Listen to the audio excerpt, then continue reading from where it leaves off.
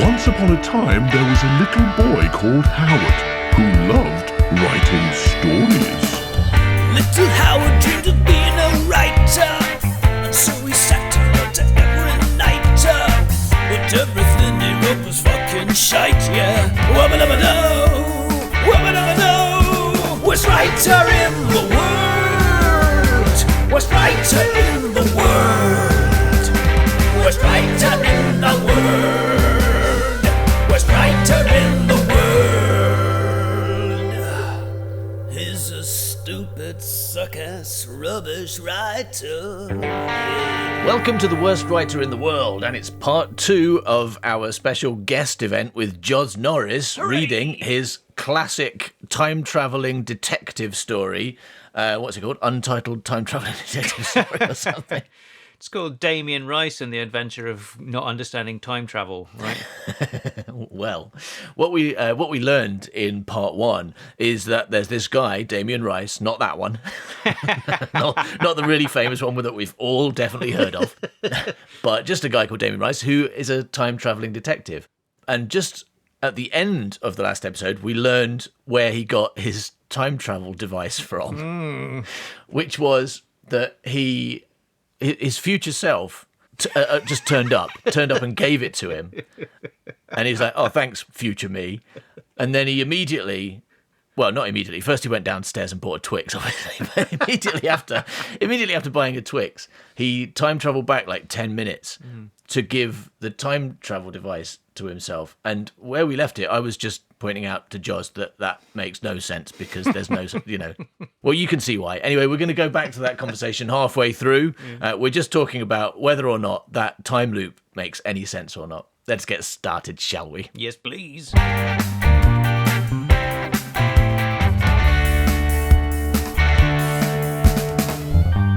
Well, Damien, this is future Damien now, right? We're with future Damien, is Yeah. about to give the time travel device to past Damien and therefore not have it anymore. Oh, yeah.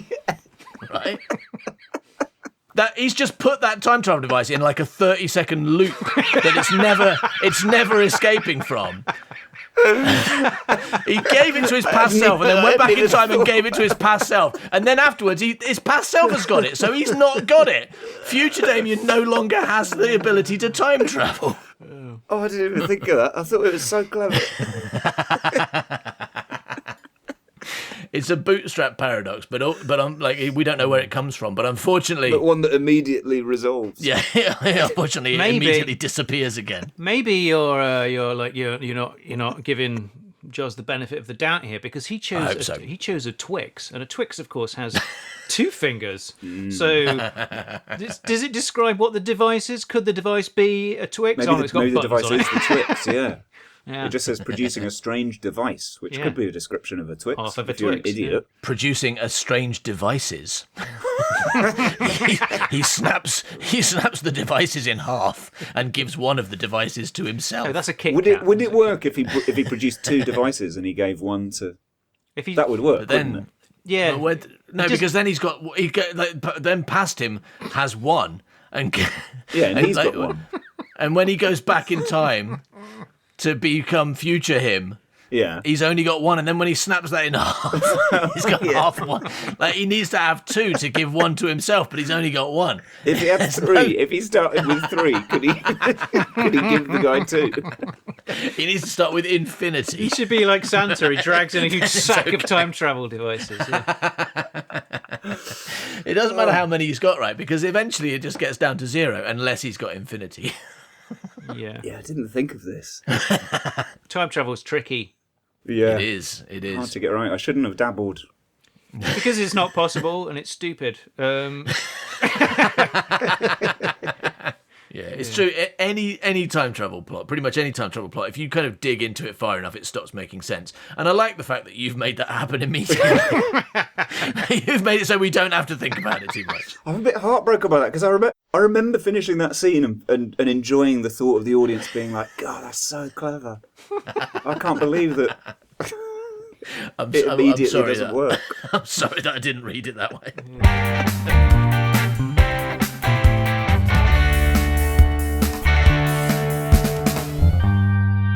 That's the one bit of the script I'm really proud of. Was that clever little loop, but it doesn't work.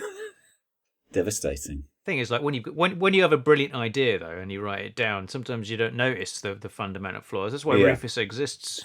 Like I often think I've written really amazing things, and then he's like, "That doesn't make any sense." I'm like, "Oh fuck!" Yeah, it's heartbreaking. But at the same time, it's really funny. Yeah. And this is a sitcom, right? Yeah. And if it's not meant to be like a complex time travel plot. In some ways, it's parody of time travel, pastiche or whatever, right? So the fact that if you pretend that it was deliberate and it's meant to be to make you go, hang on, that's impossible, and that's the joke.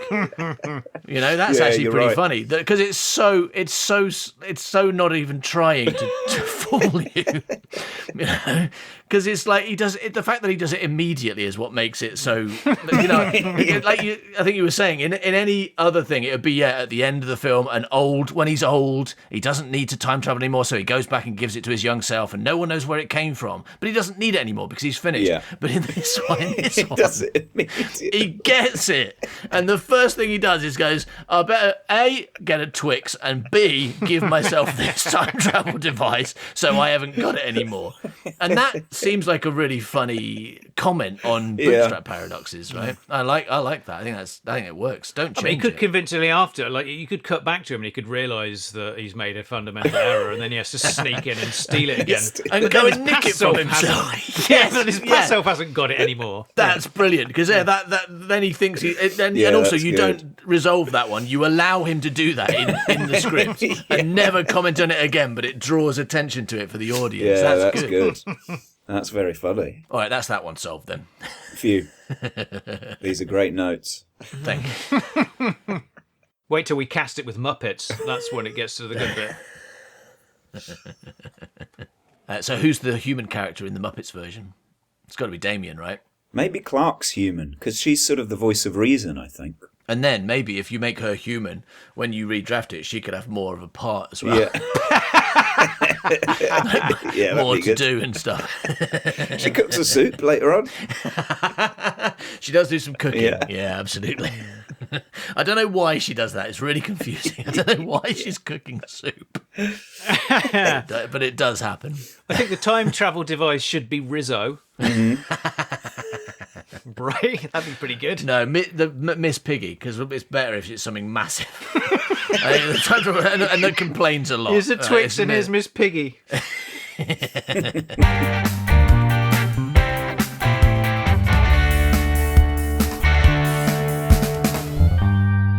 So the next scene is basically a conversation between Damien and Clark, because a lot of this script is. That's what scripts are, people talking, Rufus. I didn't say it critically. It's just that there's a lot of sounded like chat. you were sneering at the idea that people might have a conversation. I mean, it is a shame that, considering the premise of a sitcom about a time-travelling private detective suggests that maybe you could pack it with like a lot of kind of characters and incidents. It is a shame that most of the script is just the two of them sat in an office talking about time travel. Or movies. Yeah. BBC budget, isn't it? Yeah. That's true. You gotta have your set. You know that this mostly takes place in their office or possibly their house, because it's really unclear. Is it an office or is it a house? Seems to be both. You call it an office, but then she's cooking soup. I don't know and he's in bed, but it keeps calling it his office. I don't know what's going on there. Yeah. But the important thing we learn in this scene is that the time travel device can't take Damien further backwards or forwards in time than 1 year. It's limited to 1 year in either direction. And that was a budget-minded decision. I thought, right. The BBC won't like it if he keeps going to like the Regency period, or if we need like a caveman world. So I thought he could caveman world. The BBC are famous for not liking caveman worlds. It's just inexpensive, You've got to build a big cave. You've got to buy like fur and like stone axes. You might have to put a dinosaur in the background. Yeah. So I thought if I make it that he only travels to the present. It's what BBC stands for. It's better not be any caveman. That's famously what the BBC stands for. That. The BBC's famous for doing like your Regency stuff. You know, that's what they're period dramas and cavemen. Yeah, that's what but I they thought do. they'd have spent so much money on their kind of prestige historical dramas that they wouldn't have any left for this sitcom. So I thought I'd better reassure them that it's still a cheap sitcom. That's good. If it's your first sitcom and you're writing it, no one asked you to. It's probably good to make it cheap, right? Yeah, I think so. We're laughing at nobody asked you to, but I mean, most people aren't asked to write sitcoms. No. That's everyone has to try and start somewhere, don't they? Write You're a right. sitcom. You're right. But I certainly don't think I needed to write it with such a sort of "will this do" attitude. Considering I was writing it for myself. Are you happy now, imaginary BBC? For fuck's sake. Is this enough? Is this what you want? Just thought, like, as you said, you sent it to the BBC writers' room, and like, I'm happy for you to read the first 10 pages. Just please don't read the word cunt at the end, though. Whatever you do. Many times. But we sent that.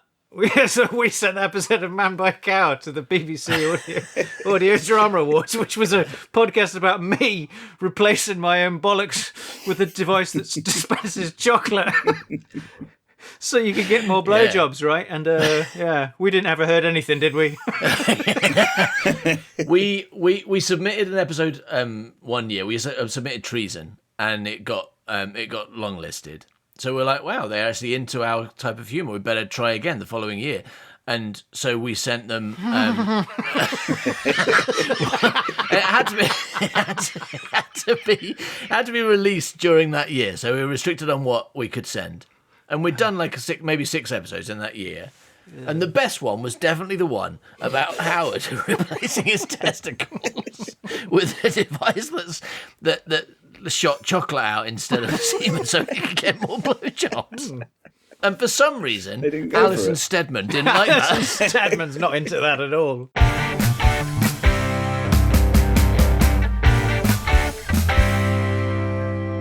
The next scene is Damien getting the job from Mrs. Mayor. That we already know how it turns out. Because we've already seen the end of this plot at the beginning. This has the bit, I like the bit in this scene where he's trying to be suave, so he sets off his Newton's cradle and then all the ball bearings fall off. Yeah, that's it. And also, that also tells me that you don't know what ball bearings are. Well, the big silver balls on his Newton's cradle. Yeah, the big silver balls. Yeah, he's trying to set it off and they all fall off at once and roll all over the floor. Yeah. And he has to pick them up and puts them in a cupboard, and then the cupboard's full of other silver balls, and they all fall on his head. Loads of others come out. Yeah, no, it's amazing. That's a great bit. It is, absolutely. Because, so first he starts doing a bit of voiceover while Clark is cooking soup. And I don't know why. In a cauldron as well, over a roaring fire. Yeah. How much pepper do you want in this soup? He says, just keep seasoning it till it tastes nice. And she says, I like my soup very peppery is all. We'll have it nice and peppery then. And I don't know why. I don't know what that conversation means or why that it's whole there. exchange could probably be cut. In hindsight, I don't think it's adding anything. It feels like it's building up to something that doesn't happen, right? Yeah, I think later she does say like soup's ready. Isn't there a thing later on where the soup starts boiling over and she starts running around trying to put it in different receptacles? So that's Yeah. Is that? You think that's it? That's it. It's a bit of physical comedy in the background. Yeah. That's what Because it's she there put for. too much pepper in, and that's what makes soup bubble, not heat. Maybe it could be like how hot do you want your soup? How And hot he's do you like, want it? really It's fucking very hot. super fucking hot, please. Yeah. Yeah. that's better. Thing is, like, also, you don't know what happens in episodes 2 through 6. Maybe they return to this sequence. It all makes a lot more sense in the future. Episode 2 is all about a problem that can only be solved by a lot of soup being in a lot of small containers. So Mrs. Mayor comes and flounces in and says, "Oh, Mr. Rice, won't you help a poor, distraught little woman in need of a big, strong, clever private detective?" So not only do men not get called stupid, they get called clever by the women. A big, strong, clever private detective who can travel through time. I think I thought I was commenting on the way women are often just sort of like dumb broad kind of tropes in noir movies. But sidelined, I hadn't watched, not given anything to do. Yeah, but I hadn't watched any noir movies, so I didn't really know what I was commenting on. And B, I don't think I've solved the problem at all. I've just reiterated over and over again. That's right. Yeah. That the women are stupid and the men are big and clever. Yeah. That makes sense when you explain it. Yeah, I think that's what I was going for. That this, because it isn't a noir. So it doesn't come across great. It would be better if I'd written a great female character to make that joke sort of stand out better. But instead I have written just an idiot in a stripy jumper who's cooking soup in the background. Which isn't brilliant. Doing the cooking. Yeah, doing the cooking. No, I think you're definitely right, because I mean, the way this conversation continues as well. Like Damien then says, "At last, a smoking hot broad, lips the size of cucumbers and the kind of shoulders you could cook an egg on." So, yeah, she's meant to be the hot woman who comes in and gives him the case. Sort of, I think that's the kind of thing detectives say in those movies. But again, like I say, not really done my research there. So then the bit you were talking about happens where he taps the Newton's cradle, suavely trying to impress her. The second he touches it, all the silver ball bearings fall off and roll all over the desk.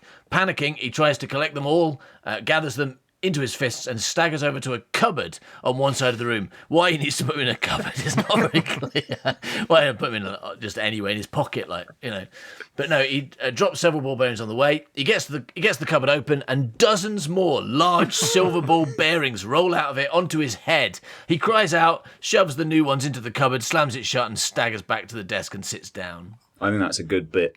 Yeah, definitely. I like that bit. I don't know how you rig the Newton's cradle to make sure they all fall off as soon as you touch it, but that's a problem for the props department. Yeah, exactly. Yeah, you write it, they do it. They're famous for Caveman World, Regency, and ball bearings. Ball bearings that fall off when you touch them. That's why they're called Ball Bearing Company. Of course, that's why they're called the BBC. Yeah.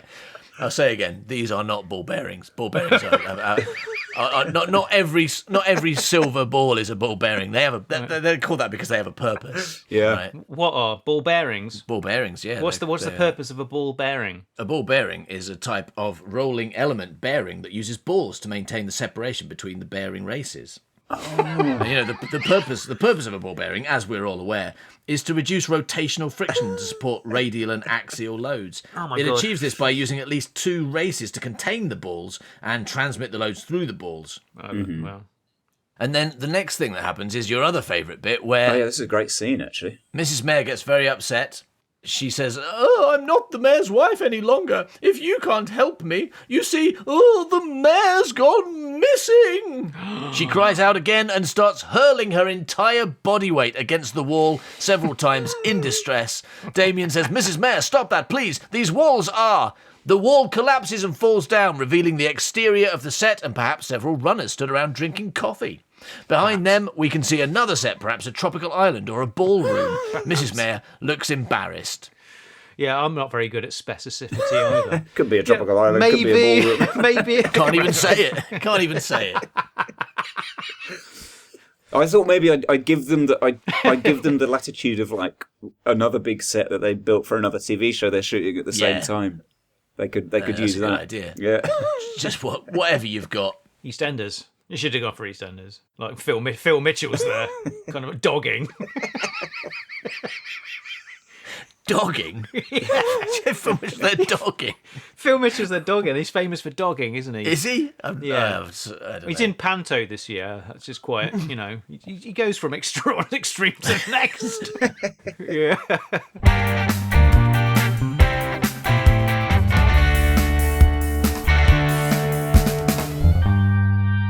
So Mrs. Mayor knocks the set down, and then Damien tells her that, unfortunately, that set is for a sequence that they had to cut. Yeah, the dogging sequence with Phil Mitchell. The dogging.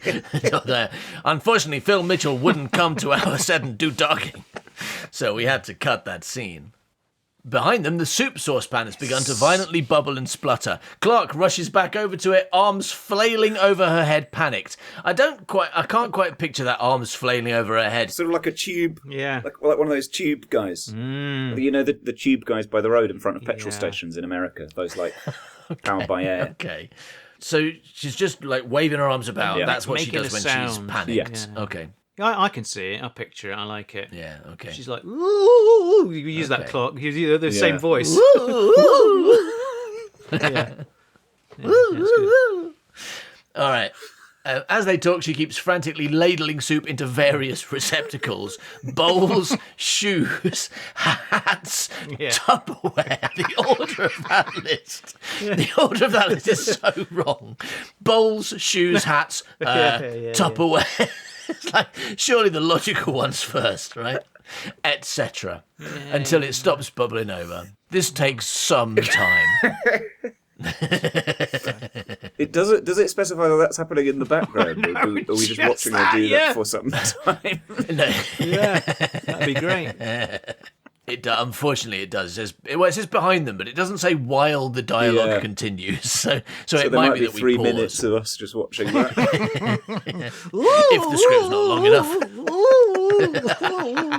I'd watch that. Yeah, ladling. 3 minutes of ladling into shoes. Shoes after bowls. Before hats. God. All right, so Mrs. Mayor says that the mayor has probably been kidnapped. I fear he may have been kidnapped. Damien says, "What makes you say that?" To which Mrs. Mayor says, "Oh, I received this ransom note." And she hands the note to Damien, who inspects it. It reads, "I've kidnapped your husband. Please, can I have 50 quid?" At this point, I assumed it was going to be Damien Rice that had kidnapped the mayor. What, you mean when we find out who kidnapped the mayor and it's all really satisfying? That sequence where we find out who kidnapped him. We already know it's Rasputin. He kidnapped him and hid him in an Aztec village. God, yeah, you're right. Oh, yeah, no, you're But that's right. never You're right. mentioned Sorry, again. I forgot that bit. It doesn't Because need a it's so satisfying ending long because we've already told them at the start. It's got a satisfying start, okay? I thought it was going to be like your brilliant paradox where he gives himself this time travel device and can't time travel ever again. Yeah. Yeah. I thought That I would thought have he was been going cleverer. because she won't pay him because he hasn't done the job, so he has to kidnap him in order to get paid. Yeah. But I'm glad that Rasputin did it. that's more left field. It's better. So no one's expecting that apart from like the fact that you told him. Except they are because we've told them. He should turn up at the end and go. So then Damien decides to take the case. He and Clark leave, and for some reason, they lock Mrs. Mayor in their office or house, or possibly house. I'm not sure. To keep her safe, right? To keep it safe, okay. So at this point, we've kind of caught up to where we knew we were at the start of the episode. I feel like it's taken too long to get there. This is the start of the story, right? When they actually get the case. Yeah. So what we've done is we've done the bit that should have been at the start of the episode. We've done it about half an hour in. That 3-minute ladling sequence didn't help. No. Maybe put that later. 3-minute ladling. Yeah.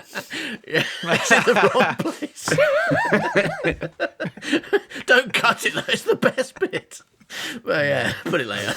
Got to do that as the midpoint, really. The ladling sequence. I think it is. I think it is about halfway through. I mean, it probably is fine. I mean, not the ladling sequence. I mean, when this happens, because we're just taking a long time. It's actually only page. Yeah. I think structurally, it's structurally Structurally sound.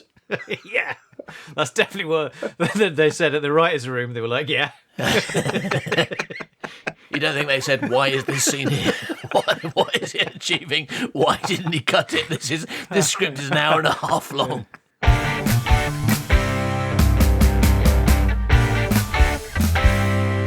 So then there's a load of talking that I've crossed out. Yeah, I think that's fair. So I think I'm suggesting. Oh no, this they do a load of talking, and then Clark uses the word bed, Yeah. which leads in to a whole sequence of flashbacks I like this. about Damien and Carol didn't have a bed because they were young and poor, but then Damien decides, actually, maybe we should just buy a bed because it's like that'd be good to have a bed, and who cares? We're young, we deserve a bed. And then they go to a bed shop.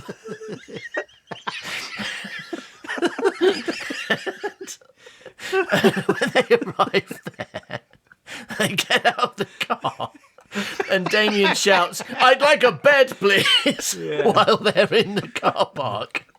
And Carol tells him, maybe you don't we should do that when we're inside.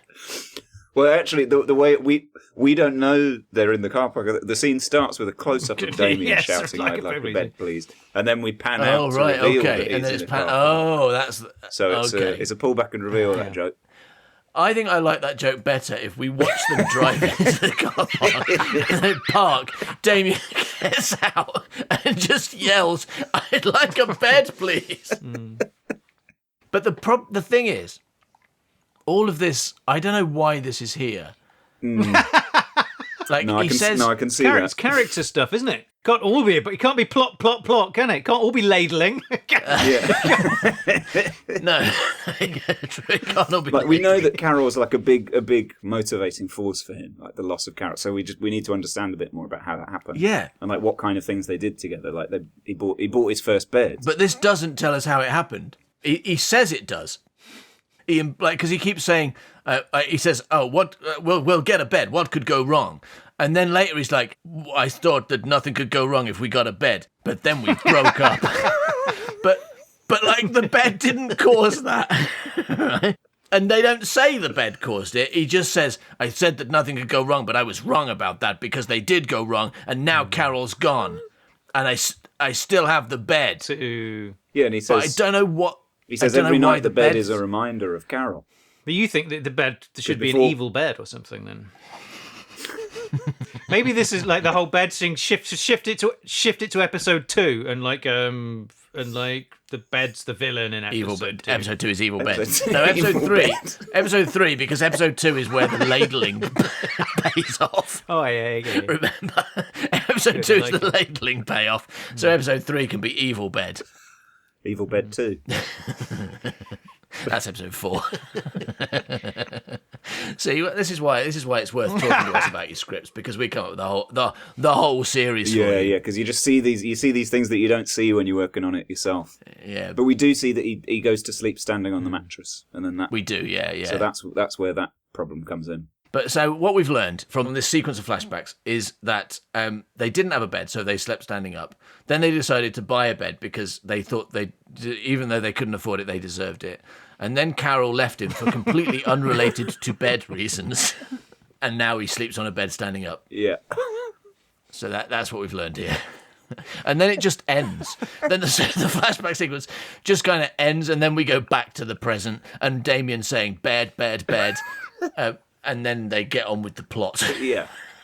I think it's nice. I think it's a little character moment for him. Because he's quite an abrasive character, but now we understand a little bit more about, the humanity underneath. But as BBC execs or whatever, because we say it needs to feed into the plot more, which is why we're recommending an evil bed in episode 3. Well, you got 2 choices. Number 1, you can cut this whole bed sequence. Yeah, that has no bearing on anything that happens in the rest of the script. Or number 2, evil bed. Evil bed. We're hoping you go for number 2. Evil bed. All right. So Clark says, "What's going on? What are you thinking about?" "Sorry, Clark, I was just remembering when me and Carol bought up first." And it's worth it for that line, though, right? It's kind of worth it for that. Yeah, it kind of is. So Clark says, "Did it help you with the case?" And Damien says, "No." It didn't. I was completely pointless. The bed's not even evil. I don't know why I just spent 20 fucking minutes of flashback to learn about the first bed that we bought. He does say that he can't stop thinking about Carol, and it's a serious problem. So, and he also says something else. This is very important, because Damien says, "No, I just can't stop thinking about Carol. It's a serious problem that's liable to get in the way of every case I solve, unless she in some way becomes a relevant plot point in a future episode." Yeah, the bed does, yeah. So that seed's planted there. I was thinking about, where else can we go? I guess Carol will come back at some point. Maybe the bed ate her. We watched a film once about a bed that ate people. Do you remember that? Did we? We did. I'm stealing ideas from. terrible movies. It was a bed in like some house in the countryside, and some people went there, and it ate people. It was called something like the bed that ate people. Yeah, do you remember that? It was a bit. Wasn't it like everyone nude in it as well? Wasn't it a nudie film? So many of those shit films we watched. This looks like a rubbish film. It might be fun, and then people just started getting their boobs out. That's just like part of rubbish films. The director's gone, I'm going to make a film about a bed that eats people. Can you take your top off? Why? I don't know. It's just, what a bed won't want to eat your T-shirt. Because the film's going to be shit. Yeah, that is why. I mean, people are often naked in bed. That's true. Is Damien and Carol naked in these sequences? I don't think it specifies, so possibly. Okay, let's go with the yes. And that'll fix the problem with the female characters in this script. Getting them to take their tops. Not misogynist anymore. Now we're really making a point about noir by making the women naked. Naked and stupid. Oh, dear. But anyway, talking of the women characters, Damien says, come on, let's talk to Mrs. Mayor and see if she can give us any leads. He produces a key and unlocks the door, opens it. Mrs. Mayor cartwheels out, silently and out of shot. They watch her go unblinking. Clark says, strange. And Damien, this is a line I really like. Damien says, people deal with grief in very different ways, Clark. But then the really important scene is when they time travel to some docks to talk to a pirate. Yes! But I don't understand why he goes to the docks and talks to this guy. I don't know why he's a pirate. For the pirate.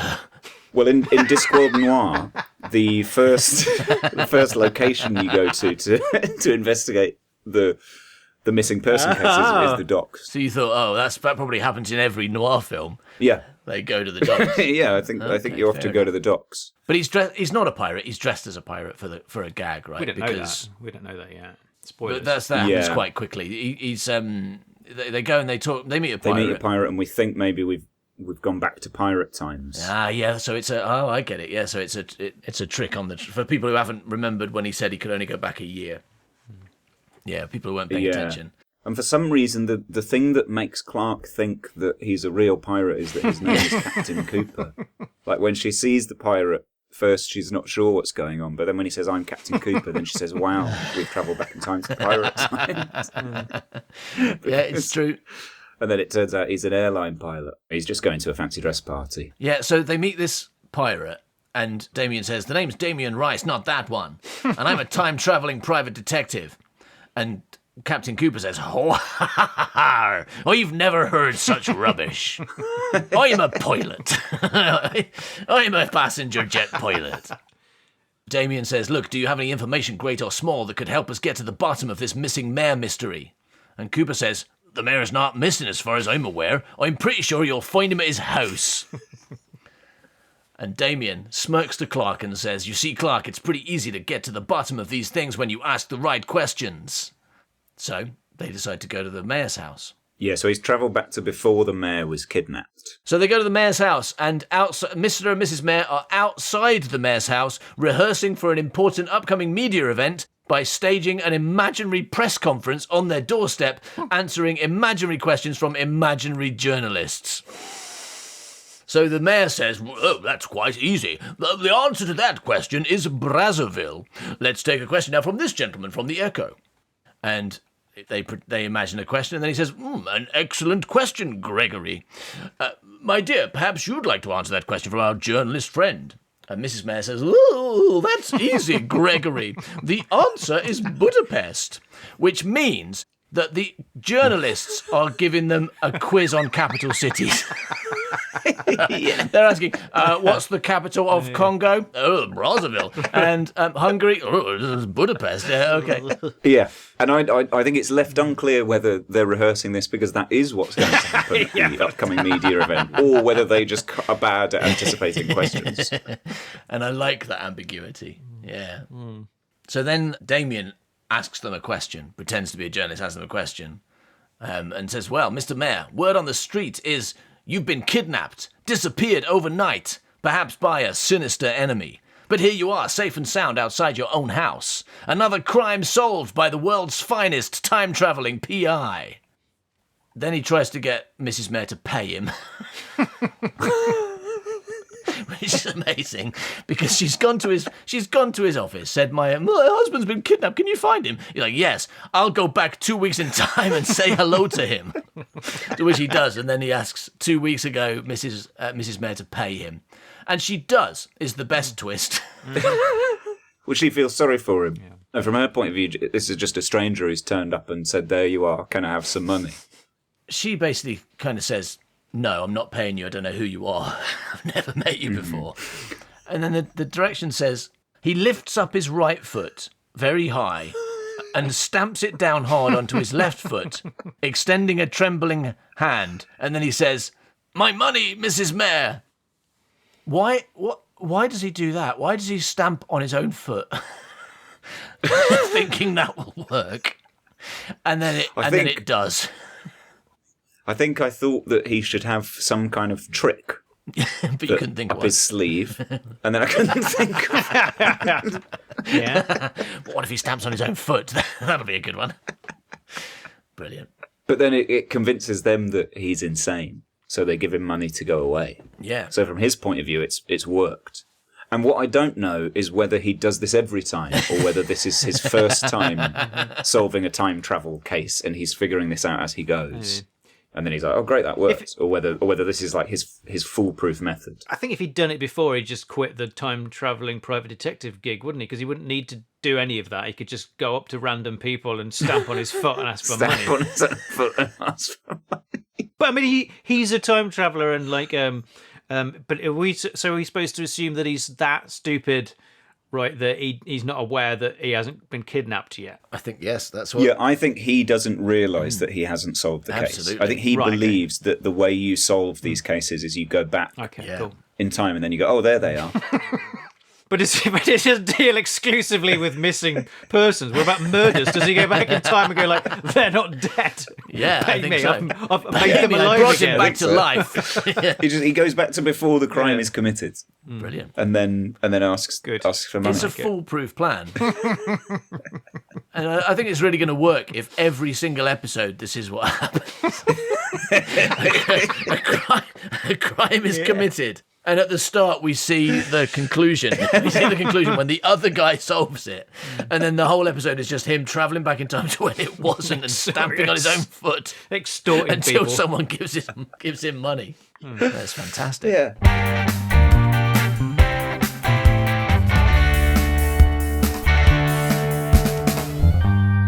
Hey, Joz, did I hear you're doing a tour next year? That's right. Who told you that? Well, I think I saw. I think you did on your social media. And did I see you say it's your first tour? It is. I tried to go on tour once before, but then COVID happened. Oh, really? And then I tried to go on tour another time, but at the first gig I did, I got stressed and came home with like 20 quid, and I was like, not worth it. Yeah, fair enough. So, but this time I've actually booked then I hadn't booked any other tour dates. I was like, I'll do one and see how that feels, and I didn't like it. But this time I booked them all. So if I do the first one and I realise it's horrible and I'm going to lose all my money, it's too late for me to do anything about it. Can I just say that that's not what a tour is, though? You say I did it before where I went to one place and was like, yeah, I don't want to go anywhere else. Yeah, I did a tour earlier. I did a tour of my bathroom earlier. It's an amazing tour. Well, this is what I mean. I did a gig not in London and thought this could be a tour. if I carry on like this. First time. Yeah. Where are you going? I'm going to Leeds, Oxford, Norwich, Brighton, Bristol, Cardiff, Glasgow, Edinburgh, London, Salford, Canterbury. Wow. Nice. That's too many places. Oh, okay. But if anyone lives in or near any of them, come along. And you should, because Joz is funny and weird. Yeah. And that's what more do you want? What more do you want from a performer? I'm going to be doing a full live staging of my Untitled sitcom about a time traveling private detective. Only episode 4, Evil Bed 2. Only episode 4, Evil Bed 2. I've got till January to write it. Is that when I'll probably just reuse a lot of the stuff from episode 1, to be honest. bring the pirate back. He's got a huge presence online. Can I say that as a sentence that someone sensible would say? So social media, right? What's your social media? Social medias and at Joz Norris on Instagram. And I can't remember what it is on Blue, like at joznorris.bluesky.net or something on Blue Sky, because they make you put that stupid bit afterwards. Yeah. But if you search Joz Norris, they're going to find you, right? Yeah, they'll find you. They'll find you. Got a website and everything. It's got all the things. But if someone's thinking, oh, maybe I'll go and see him on tour, but I should see what he's like doing stand up first or something. Is there what can they watch online? What would you recommend? They can watch. I've got my 2019 show, Joz Norris is Dead, Long Live Mr. Fruit Salad, is on YouTube. Is it? So if you search Joz Norris, Mr. Fruit Salad, then you'll be able to watch that. Live. I haven't seen that, so I'm going to be on YouTube after this watching that. Give it a watch. I didn't know that was there. Okay, fantastic.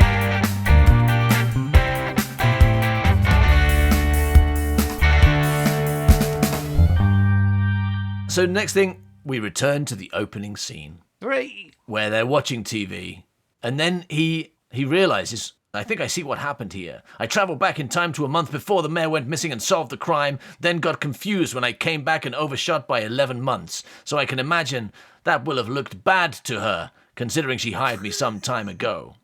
Clark says, did you solve it, or did you just go and extort money from them before they knew he was even going to be kidnapped? And then he says, oh, I don't know. You know, I don't really understand all this time travel stuff. So he never learns. He never learns. He just doesn't get it. Yeah. I think it's important he doesn't fully learn. Because he's got to do like the same thing. It would be thing. nice to be able to recycle that plug. Yes. If he learns too early, then I've got to come up with what else could happen within this premise. I suppose it's obvious that he doesn't understand time travel after that thing where he gave himself the device. So then Gordon Breville comes round to gloat. the successful private detective who has solved the case, presumably been paid, and I don't know why he cares about Damien Rice, but he comes and knocks on the door to tell him he's rubbish. And Damien's response to this is to drop several C-bombs, just start out of nowhere. Starts like there's not been any other swearing in this script, and suddenly Damien just starts repeating the word cunt. That's true. There's not even like a fuck or a shit, right? No, there's nothing. There's nothing, and he just says it like 8 times for no reason. It's amazing. He's upset. Yeah. He's upset. Yeah. So after that conversation, after Gordon gloats and Damien swears, Gordon just time travels off using his time travel device that can take him any length of time. No restriction on that one. Damien says, "What happened to the rabbit, Clark?" Clark says, "It's gone to bed." I don't blame it. They both laugh together for no reason. You know, oh, and here's a good line. This is the time-traveling detective says, "You know what I think, Clark?" What do you think, Damien? Gordon Breville might be right. Maybe I am a washed-up failure. Maybe I won't be remembered as a great hero or as somebody who achieved loads of things. But maybe it's not important to be remembered. When you take pride and joy in your work, and you've got good friends by your side to make you smile and to make you believe in what you do, maybe that's enough. That's nice. Clark nods sagely. All the lights go out. Pause. Oh, you've not paid your energy bills in a year, so they said they were going to cut you off today. Right. Pause. Could you have maybe got a job at some point in the last year and tried to pay the bills yourself, considering you live here in our office? You know, where you live. Yeah, but there was so much great telly on. Okay. Good night, Clark. Good night, Damien. The end. Good night. It's a strange ending. It is, right? Why do they ask why does he ask where the rabbit is? And she says it's gone to bed. That's just for the laugh, right? So they can laugh for no reason. Yeah. They can have a little laugh. You know, like a cheesy end of a sitcom moment where they're like Haha, the rabbit's gone to But bed. usually they laugh at the end. They don't then have another weird conversation after the laughing, right? That's strange. Well, then there's a message. Then there's the there's message a about message. maybe you don't have to achieve everything. Maybe you can just like be with your friends. That's nice. That's like a sort of modern That's quite American sitcom style. That to end with like the positive message. So maybe in that way, I was trying to cater for the American market. Yeah, 2 seconds after saying cunt 8 times in a row. Yeah, they love that. They love that. Yeah. Yeah, maybe you could do the message first and then the laughing second. It would be really less weird if. Yep. You're right. Ending the episode on a laugh is quite familiar, but doing it a minute and a half before the end of the episode really odd. Yeah. But the lights have gone out at this point, so you can't then be like, wait, you can't be like, wait, you can't be like, Oh, where's yeah, the rabbit yeah, gone? shit, yeah. Because like, where's the that. rabbit gone? It's just there. It's just still there. You just can't see it because the lights have gone out. But no, because he asks about the rabbit before the lights go Exactly, out. yeah. The lights go out after he's done his what big he's got That's moving. better. No, that's better. That's better. Because this one says, "Where's the rabbit? Has gone to bed." I don't blame it. Ha ha ha. But if the lights go out first and then it's "Where's the rabbit gone?"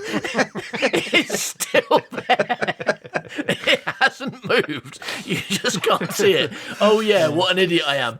Ha ha ha. At least I'm not a woman. It would be very, it'd be very funny. That's the end of the episode. It'd be great if his immediate reaction to all the lights going off was to say, "Where's the rabbit gone?"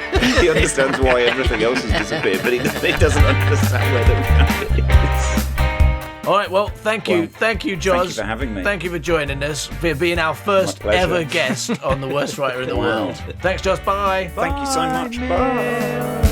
Worst writer in the world. Worst writer in the world. Worst writer in the world. Worst writer in the world. Thank you for listening to this exciting episode of The Worst Writer in the World with a guest. Hooray! If you really, really hated listening to someone else and want it to be more about just me and Howard, then you can get something that we did with absolutely no help from Joz at all. He didn't turn up and write a single word of it. Called The Complete History and Fistory of Underspace, a fantasy adventure story starring an incompetent detective called Gret. A thrill fest, dill fest is what they're calling it. That's what Gret's calling it, definitely. Thrillfest, Dillfest. And the most exciting thing about it is, for the first time, it may be the first thing we've ever done in our entire lives, not just our adult lives, but our entire lives, that is appropriate for listeners of all ages, all readers of all ages. There's no swearing in it. There's no talking about rude things in it. Yeah. It's entirely appropriate for everyone in your life, no matter how sensitive or young they might be. I mean, you say that, but I bet my mum doesn't like it. I didn't say everyone's going to like it. I didn't say they're Okay. going to like it. But it's not, your mum's not going to be upset by all the swearing and make you send her flowers to say sorry. Right? Because there is no swearing. There's no bad language. There's nothing inappropriate. It's just it's an adventure in a magical world that's appropriate for people of all ages. And if you like the sort of thing we do, if you think what we make is amusing, then this is exactly the same, but without the saucy bits in. With much better paragraphing. You can get your hands on that in paperback, ebook, audiobook form by going to manbycow.com, or if you're both cheap and patient, you can get the podcast called The Complete History and Fistory of Underspace from British Comedy Guide and all your usual podcast places. And of course, if you're really lovely, what you'll do is you'll maybe tell someone else about it. Someone that you love and you want to enjoy themselves. You'll say, there's a lovely little story here about a girl who finds a doorway to a magical world, and unfortunately for her, Gret Binge lives there. So go to the website, manbycow.com, and get your hands on it, or your ears on it, or your eyes on it right now. Bye-bye milk! Bye-bye milk! He's a stupid, suck-ass, rubbish writer. Yeah.